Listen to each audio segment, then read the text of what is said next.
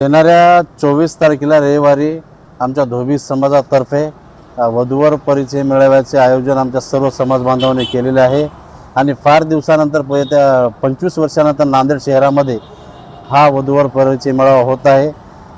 अनेक गोरगरीब मुलांचे मुलींचे या ठिकाणी आम्ही नियोजन करून सर्व मेळावा घेऊन पुढील त्यांचं लग्नाचं नियोजन करणार आहोत आणि मोठ्या उत्साहामध्ये सर्व समाज बांधव आम्हाला मदत करत आहेत आणि फार उत्साहित आहेत।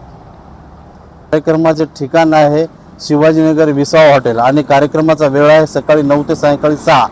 या कार्यक्रमामध्ये नाश्ता जेवणाची सर्व पाल्यांची आणि वधूवरांची आणि येणाऱ्या सर्व मंडळींची समाज बांधवाची इथे जेवणाची नाश्त्याची व्यवस्था केलेली आहे। कमीत कमी 500 लोक तरी या ठिकाणी जमतील आणि आमच्या कार्यकर्त्यांनी समाज बांधवांनी योग्यरीत्या चांगल्या प्रकारे या कार्यक्रमाचं नियोजन केलेलं आहे। पूर्ण कार्यकारी समाज बांधव या ह्याच्या कार्यक्रमामध्ये मोठ्या उत्साहाने सामील झालेले आहेत। मी प्रमोद भंडारे महाराष्ट्र राज्य डेबोजी सेनेचा जिल्हाध्यक्ष आहे। त्याच्यानंतर आमचे कोंडीमा मांजरमकर, पिंटू भाऊ मारवाडीकर, वामन भाऊ पेनूरकर, सुरवड काका आणि नॅशनल धोबी समाजाचे प्रदेशाध्यक्ष आमचे औंडेकर, मार्तंड भंडारे हे सर्व समाज बांधव आमच्या सोबत आहेत। नॅशनल धोबी महासंघातर्फे वधूवर परिचय मेळाव्याच्या अंतर्गत नॅशनल धोबी महासंघाने असे ठरवले आहे की आपल्या समाजातील पत्रकार, कीर्तनकार व गाडगेबाबाच्या विचारावर चालणारे कार्य करणारे त्या लोकांना त्यांनी मानचिन्ह सन्मानपत्र देऊन त्यांचा सत्कार करणार आहेत।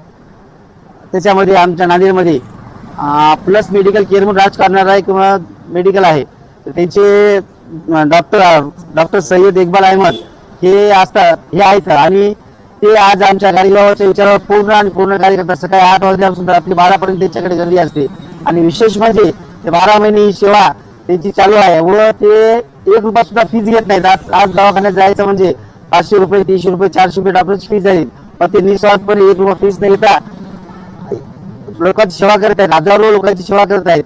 त्यांचा हे कार्य बघून आम्ही संघटनेने असा विचार केला की ते जे गाडगेबाबाचे कार्य करत आहेत त्यांच्याबद्दल त्यांना आम्ही प्रमाणपत्र देऊन सन्मान चिन्ह देऊन त्यांचा सत्कार करणार आहे।